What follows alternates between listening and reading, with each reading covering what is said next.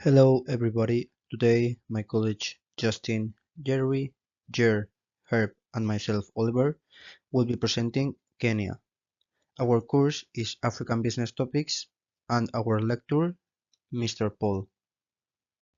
Today we are going to talk about general introduction of Kenya, basic facts, current outlook and main issues, current political and economic reforms, the World Bank Group, starting a business in Kenya, finding the right location, taxes in Kenya, laws and regulations, best business sectors and investments, geography, trips, global trade and business, the business etiquettes, and the conclusion.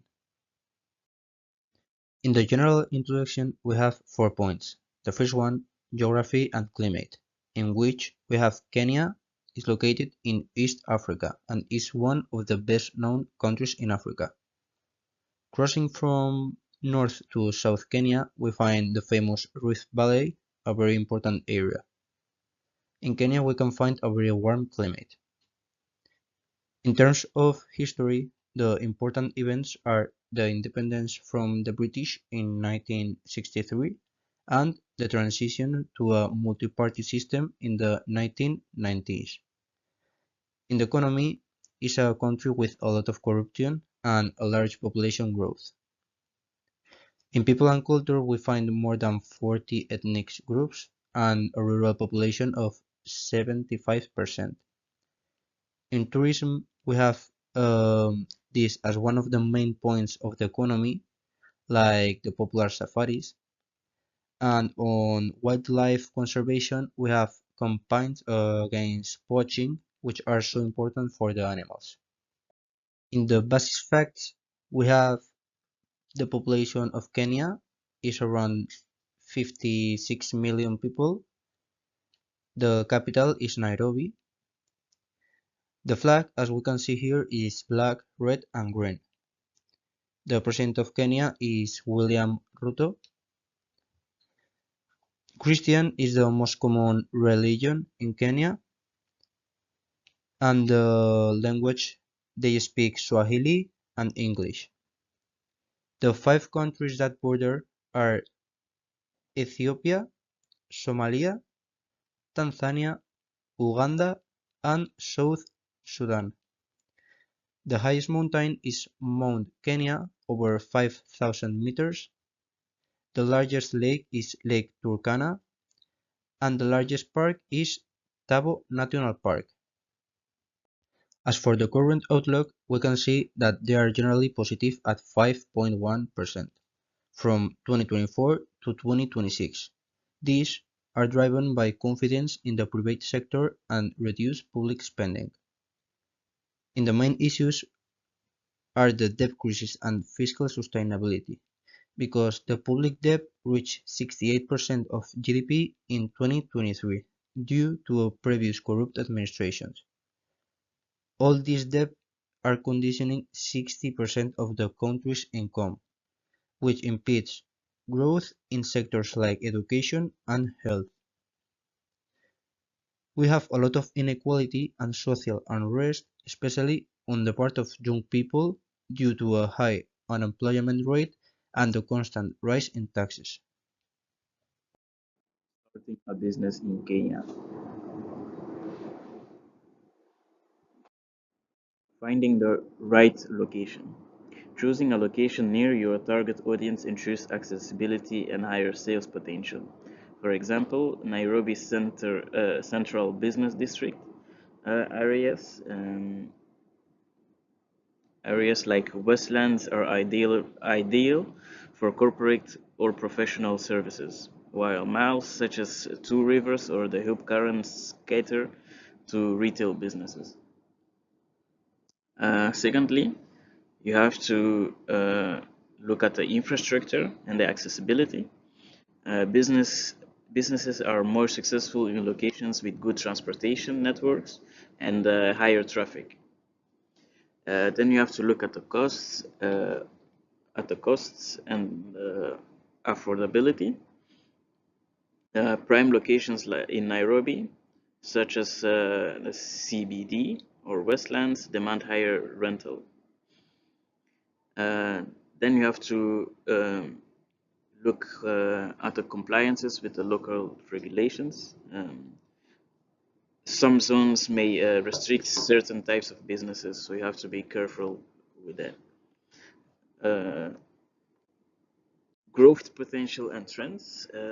Selecting a location in a growing area can provide future expansions opportunity. For instance, regions like Gonza Technopolis, which is also known as the Silicon Savannah, are emerging hubs for technology and innovation.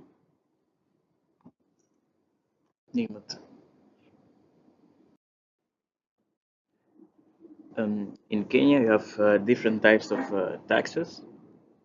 For instance, you have the corporate taxes, which you pay 30% for the resident companies, and you pay 37.5% for the non-resident companies. You also have the value-added tax. The value-added tax is at 16%. You also have the turnover tax.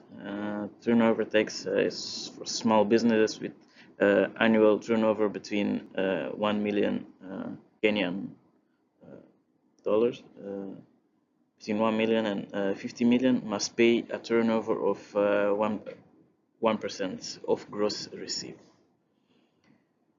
However, this tax is not applicable to rental income or employment income.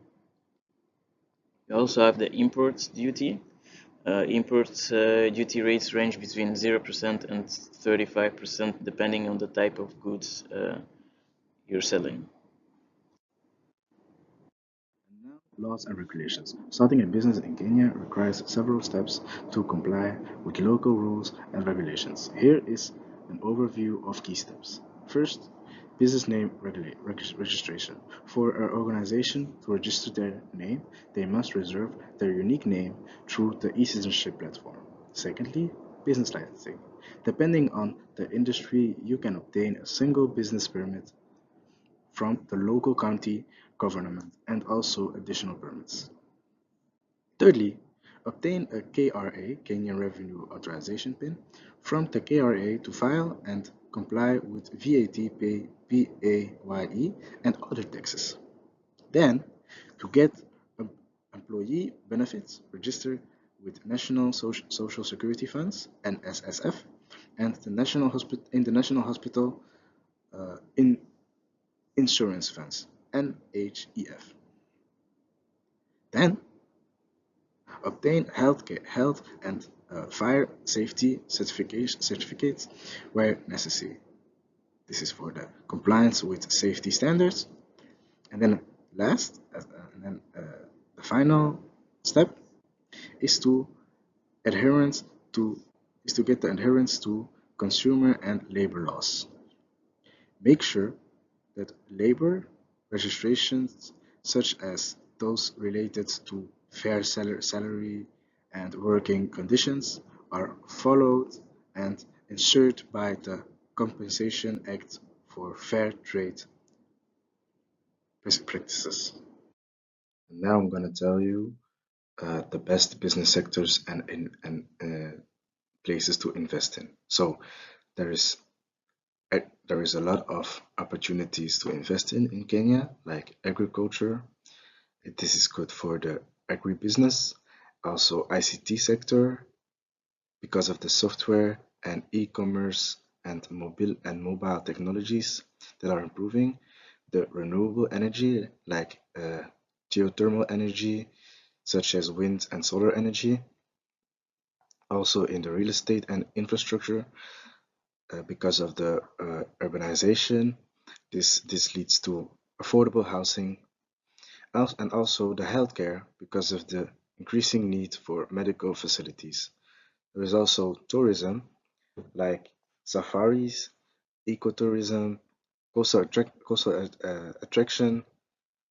These are all improving in Kenya because of the recovery from COVID-19. Kenya investments feel these are all These above are all highlighting the best places to invest in Kenya. Now more about the geography of Kenya. Kenya is located in East Africa. It's known for its geographical diversity because of its savannas, mountain peaks, and Indian Ocean shores. It has an area of 580,367,000 square kilometers. It's laid on the equator, making it a distinct ecological zones. It has borders with Ethiopia, Somalia, Tanzania, Uganda, and South Sudan. The Great Valley is a distinct geographical feature that cuts through the country from the north to the south, creating a beautiful landscape and volcanoes. On on that Great Rift are also because of the Great Rift there are also many lakes like Lake Turkana and Lake Naivasha that are known for its bright colors. That's why they call these lakes Jade Sea. There's also a lot of biodiversity in Kenya that has ecological influence on the economy and culture in Kenya. Today, my name is Kara, and today I will talk about the culture and society in Kenya. There are more than 120 ethnic groups within 42 tribes with diverse languages and cultures. The major ethnic group is the Kikuyu, and it makes up only 22% of the nation's total population. What is so special about the Kikuyu? They are great people to do business with. Historically, they have been prominent in Kenya's politics and economy. After that, you have the Luhya, the Kalenjins, the Luo, and the Kambas. What is special about the Kamba? The Kambas were also known for making and selling creative woods, carvings, and ornaments. Some impacts on team dynamics. There are three special ones: the language diversity, the cultural stereotypes, and the conflict resolutions. Some key values and customs for foreign business people that have visited Kenya or will visit Kenya. Please listen. Extended greetings are of great importance, especially among the Kikuyu and the Luhya. Rushing through introductions can be seen as disrespectful. Please keep in mind. Now I will have it about the religious. In Kenya, 85.5% of the total population is Christian, 11% is Muslim, and the remaining percent includes other faiths such as Hindus, Sikhs, Bahas, and those adhering to various traditional religions. Thank you for listening.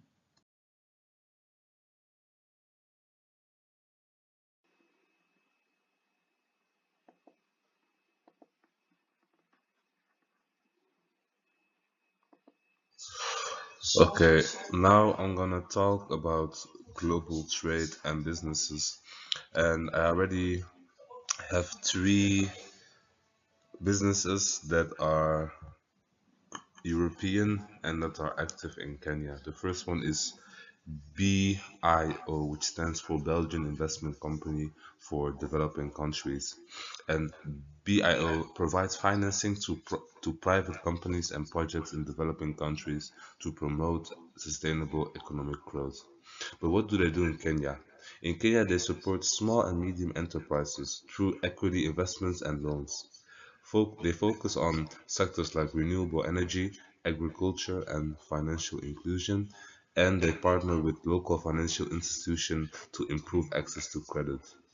The second company is Maersk, a global known leader in integrated container logistics and supply chain solutions. What do they do in Kenya? They operate in Mombasa Port, a key gateway for East Africa.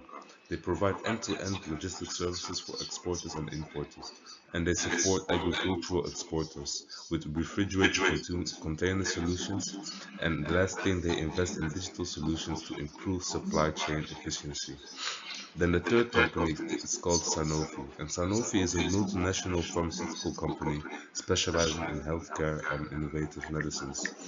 They supply affordable medicines and vaccines to address local health needs. They focus on tackling diseases like diabetes, malaria, and cardiovascular issues, and they partner with the Kenyan government and NGOs to improve healthcare infrastructure and access. These companies leverage their global expertise to contribute to Kenya's economic growth, healthcare, and infrastructure, supporting sustainable development in the region.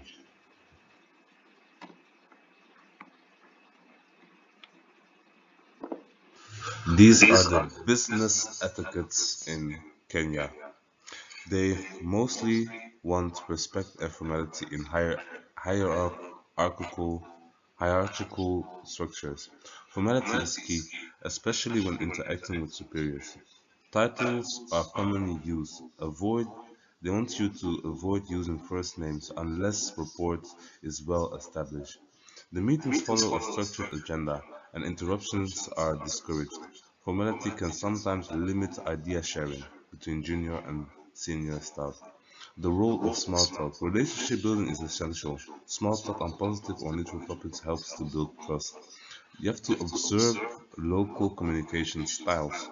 Focus on politeness and clarity. And you also have to avoid a direct yes or no questions. Instead, ask open-ended questions open-ended ones to encourage discussion. The greetings. They want a deliberate and respectful process. Handshakes are standard, but vary in length depending on the relationship between the two individuals. You have to greet everyone individually in meetings.